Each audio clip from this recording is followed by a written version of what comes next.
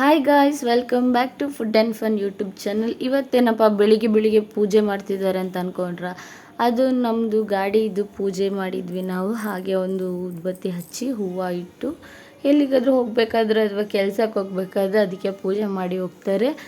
Next ನೋಡಿ, ಇಲ್ಲಿ ಚಿತ್ರಾನ್ನ ಮಾಡಿದ್ದೆ ಬೆಳಿಗ್ಗೆ ತಿಂಡಿಗೆ. ಮಗು ತಿಂತಾ ಇದ್ದಾನೆ ಈಗ, ತಂಗಿ ಮಗ. ಏನಾದರೂ ಸಿಕ್ಕರೆ ಸಾಕು ಎಲ್ಲ ತೆಗೆದು ಕೈಯಲ್ಲಿ ಕೊಡ್ತಾನೆ, ಇದೆಂತ ಅಂತ ತಿಂತಾ ಇದ್ದಾನೆ. ನೆಕ್ಸ್ಟ್ ತಿಂಡಿ ಆದ ನಂತರ ಮನೆಯೆಲ್ಲ ಸ್ವಲ್ಪ ಕ್ಲೀನ್ ಮಾಡಿ ನೆಕ್ಸ್ಟ್ ಬಟ್ಟೆ ಒಗಿಲಿಕ್ಕೆ ಅಂತ ಬಂದೆ. ಬಟ್ಟೆ ಒಗ್ದಾಗಲೇ ಮಧ್ಯಾಹ್ನನೇ ಆಗೋಯಿತು. ಮಧ್ಯಾಹ್ನಕ್ಕೆ ಇನ್ನು ಊಟಕ್ಕೆ ಏನು ಮಾಡೋದಪ್ಪ ಅಂತ ಅಂದ್ಕೊಳ್ತಿದ್ದೆ. ಆಗ ಮೀನಿದ್ದು ಹಾರ್ನ್ ಕೇಳಿಸ್ತು. ಅಲ್ಲಿಂದ ನಾನು ಮೀನು ತೊಗೊಂಡೆ. ನೆಕ್ಸ್ಟ್ ನೋಡಿ, ಮೀನು ತೊಗೊಂಡು ಈಗ ಗ್ರೈಂಡರಲ್ಲಿ ಹಾಕಿದ್ದೇನೆ ರುಬ್ಲಿಕ್ಕೆ. ನೋಡಿ, ರುಬ್ಬಿ ಆಗಿದೆ. ಎಷ್ಟು ಸಣ್ಣಾಗಿದೆ ನೋಡಿ, ತುಂಬ ನೈಸಾಗಿ. ತುಂಬ ಹೊತ್ತು ನಾನು ಗ್ರೈಂಡರಲ್ಲಿ ಹಾಕಿದ್ದೆ. ಗ್ರೈಂಡರಲ್ಲಿ ಹಾಕಿದ್ದ ಅದು ಕಲ್ಲಲ್ವ, ಅದರಲ್ಲಿ ಕೂಡ ಇರೋದು. ಸೊ ಗ್ರೈಂಡರಿದ್ದ ಅಡುಗೆ ಯಾವಾಗಲೂ ರುಚಿ ಆಗ್ತದೆ ಅಂತ ಅಮ್ಮ ಹೇಳ್ತಾರೆ. ಸೊ ನೋಡಿ, ಎಷ್ಟು ನೈಸಾಗಿ ಆಗಿದೆ. ಒಂದು ಏನೂ ಇಲ್ಲ. ತೆಂಗಿನಕಾಯಿದ್ದು ಯಾವುದಾದ್ರು ತುರಿ ಆಗಲಿ ಎಲ್ಲ ಕ್ಲೀನಾಗಿ ನೈಸಾಗಿದೆ. ನೆಕ್ಸ್ಟ್ ನೋಡಿ, ಮಸಾಲವನ್ನು ಸ್ವಲ್ಪ ಇದು ಆಚೆ ಈಚೆ ಸೌಟಲ್ಲಾಡಿಸ್ತಾ ಇದ್ದೇನೆ.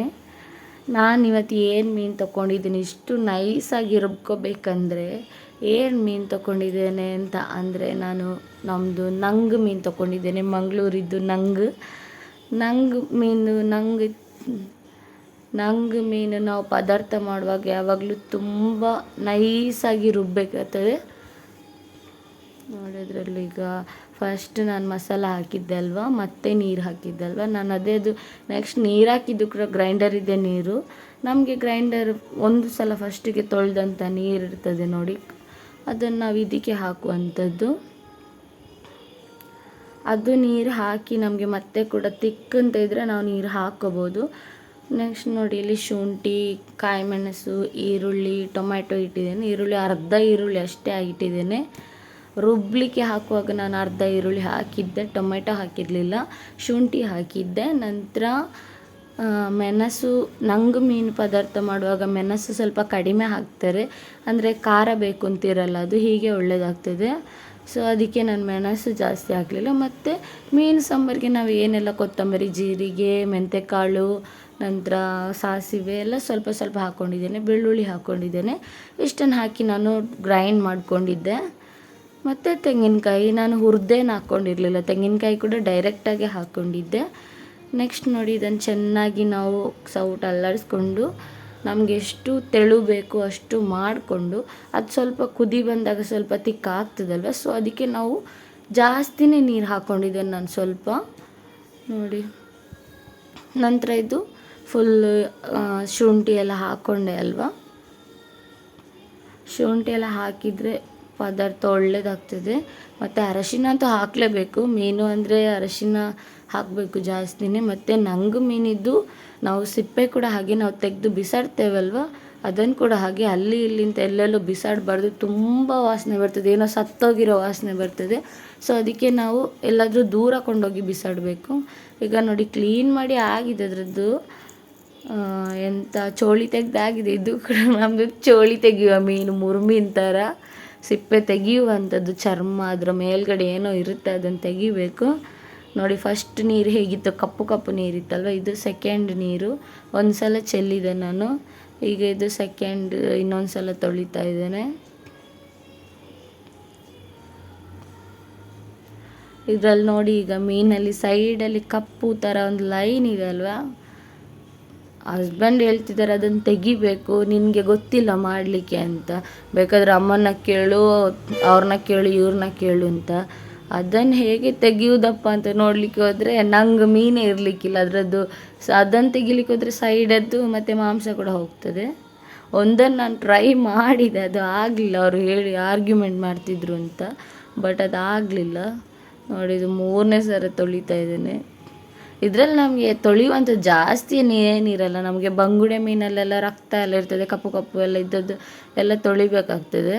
ಆದರೆ ಇದನ್ನು ನಾವೊಂದು ತೊಳೆಯೋದು ಎಷ್ಟೇ ಆದರೂ ಖಾಲಿ ಆಗಿ ಒಂದು ಸಲ 2 ಸಲ ತೊಳೆದಾಕ್ಲಿಕ್ಕೆ ಮೀನಲ್ವ ಎಷ್ಟೇ ಆದರೂ. ಸೊ ನಮಗೆ ತೊಳಿಲೇಬೇಕು ಅಂತ ಆಗ್ತದೆ. ಮತ್ತು ನಮಗೆ ನೀರು ಕ್ಲೀನ್ ಆಗೋ ತನಕ ತೊಳೆದ್ರೆ ಆಯಿತು. ಈಗ ನೋಡಿ ಇನ್ನೊಂದು ಸಲ ತೊಳೆದಲ್ಲ, ಇದು ಕೂಡ ನೀರು ಅಷ್ಟೇನು ಕ್ಲೀನ್ ಅಂತಿಲ್ಲ ನೋಡಿ, ಇನ್ನೊಂದು ಸಲ ತೊಳಿಬೇಕು ಅನಿಸುತ್ತೆ. ನಾನು ಮೀನು ಕೋಳಿ ಎಲ್ಲ ಕ್ಲೀನ್ ಮಾಡಲಿಕ್ಕೆ ಹೋಗೋದಿಲ್ಲ, ಜಾಸ್ತಿ ಹಸ್ಬೆಂಡೇ ಮಾಡಿಕೊಡೋದು. ಅಮ್ಮನ ಮನೆಯಲ್ಲಂತೂ ನಾನು ಮಾಡ್ತಾನೆ ಇರಲಿಲ್ಲ, ಅಮ್ಮನೇ ಮಾಡ್ತಿದ್ದಿದ್ದು ಕ್ಲೀನ್ ಮೀನು. ಮತ್ತು ಹಸ್ಬೆಂಡ್ ಕೂಡ ಇಲ್ಲಿ ಅವರಿದ್ರೆ ಅವರೇ ಮಾಡಿಕೊಡ್ತಾರೆ. ನೀನು ಮಾಡುವಾಗ ಮೀನಿದೆಲ್ಲ ರುಚಿ ಕೂಡ ತೆಗೀತಿ ಅಂತ ಹೇಳ್ತಾರೆ. ಮತ್ತು ಮೀನೆಲ್ಲ ಮಾಡಲಿಕ್ಕೆ ನನಗೆ 1 ಗಂಟೆ ಬೇಕಾಗ್ತದೆ. ಕೋಳಿ ಆಗಲಿ ಮೀನಾಗಲಿ ಅದು ನನಗೆ ಸ್ವಲ್ಪ ಕಷ್ಟದ ಕೆಲಸ ಅದು. ಮತ್ತು ನಂಗೆ ಮೀನಿದ್ದು ಚೋಳಿ ತೆಗಿಲಿಕ್ಕೆ ನನಗೆ ಅಂತಲ್ಲ, ಎಲ್ರಿಗೂ ಇಷ್ಟು ಮೀನನ್ನು ತೆಗಿಯುವಾಗ 1 ಗಂಟೆ ಬೇಕಾಗ್ತದೆ. ಮತ್ತು ಕೂಡ ಕೈಯಲ್ಲೇನಾದರೂ ಉಗುರೇನಾದರೂ ಇಲ್ಲದಿದ್ದರೆ ಬಿಲ್ಕುಲ್ ಆಗಲಿಕ್ಕಿಲ್ಲ ಯಾರಿಗೆ ಕೂಡ. ಅಷ್ಟು ನಿಧಾನ ಆಗಿತ್ತು ನನಗೆ. ಸಿಪ್ಪೆ ತೆಗೆದು ಸಾಕಾಯ್ತು ಅದರದ್ದು. ತಿನ್ನಲಿಕ್ಕೆ ಒಳ್ಳೆಯದಾಗ್ತದೆ. ಬಂದು ಬೇಗ ಕೇಳ್ತಿದ್ದಾರೆ, ಮೀನು ಕ್ಲೀನ್ ಮಾಡುವಾಗಲೇ ಆಗಲಿಲ್ಲ ಅಡುಗೆ ಅಂತ ಕೇಳ್ತಿದ್ದಾರೆ, ಎಷ್ಟೊತ್ತು ಇನ್ನೂ ಕೂಡ ಅಂತ. ಅಮ್ಮನ ಮನೆಯಲ್ಲಿರುವಾಗ ನಾನು ಕೂಡ ಹಾಗೆ ಮಾಡ್ತಿದ್ದೆ. ಆದರೆ ಈಗ ನಾವಾಗಿ ಮಾಡುವಾಗ ಗೊತ್ತಾಗ್ತದೆ ಇದರಲ್ಲೆಲ್ಲ ಎಷ್ಟು ಕೆಲಸ ಇರ್ತದೆ ಅಂತ. ನಂಗೆ ಮೀನಿದ್ದು ಚೋಳಿ ತೆಗೆಯುವ ಕೆಲಸ ಅಲ್ಲ, ಯಾವುದಾದ್ರೂ ಆಗ್ಬೋದು. ಯಾವುದ್ರದ್ದು ಕೂಡ ಅಷ್ಟೇ, ನಾವು ಯಾವ ಮೀನನ್ನು ಸಿಪ್ಪೆ ತೆಗೆದು ಮಾಡ್ತೇವೆ ಅದು ಸ್ವಲ್ಪ ಲೇಟ್ ಆಗ್ತದೆ ಎಲ್ಲರದ್ದು ಕೂಡ. ನೋಡಿ ಈಗ ನೀರು ನೋಡಿ ಸ್ವಲ್ಪ ಕ್ಲೀನ್ ಆಗ್ತಾ ಬಂತಲ್ವ. ಫುಲ್ಲು ನೀರು ಥರನೇ ಕ್ಲೀನ್ ಆಗಬೇಕು ಅಂತ ಕಾದರೆ ನಾನು ತೊಳಿತಾನೆ ಇರಬೇಕು ಅನಿಸುತ್ತೆ. ಸೊ ಇಷ್ಟು ಸಾಕು, ಇನ್ನೂ ಕ್ಲೀನ್ ಮಾಡಲಿಕ್ಕೆ ಹೋಗೋದಿಲ್ಲ. ನೋಡಿ ಇದು ಸ್ವಲ್ಪ ಕ್ಲೀನೇ ಇದೆ, ಅಷ್ಟೇನು ಇದು ಇಲ್ಲ, ಸ್ವಲ್ಪ ಕಲರ್ ಚೇಂಜ್ ಇದೆ ಅಷ್ಟೇ.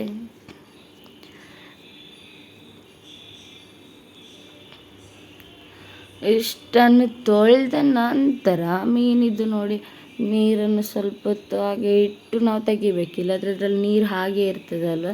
ಕೈಯಲ್ಲಿ ಹಿಂಡಿ ಕೂಡ ತೆಗಿಬೋದು. ನನಗೆ ಅದು ಏನೋ ಸಮ ಆಗೋದಿಲ್ಲ, ಸರಿ ಆಗೋದಿಲ್ಲ. ಸೊ ಅದಕ್ಕೆ ನಾನು ಹಿಂಡ್ತಾ ಇಲ್ಲ, ಹಾಗೆ ಕೈಯಲ್ಲಿ ಇಟ್ಕೊಂಡು ಸ್ವಲ್ಪ 1-2 ನಿಮಿಷ ಅಲ್ಲೇ ಇಡ್ತಾ ಇದ್ದೇನೆ.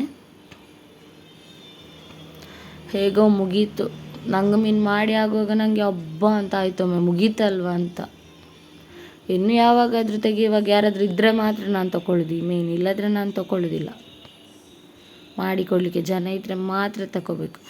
ಇನ್ನು ಈ ಪ್ಲೇಟ್ಗಳನ್ನೆಲ್ಲ ಚೆನ್ನಾಗಿ ತೊಳಿಬೇಕು, ಇಲ್ಲದ್ರೆ ಮೀನಿದು ವಾಸನೆ ಯಾರಿಗಾಗ್ಬೋದು.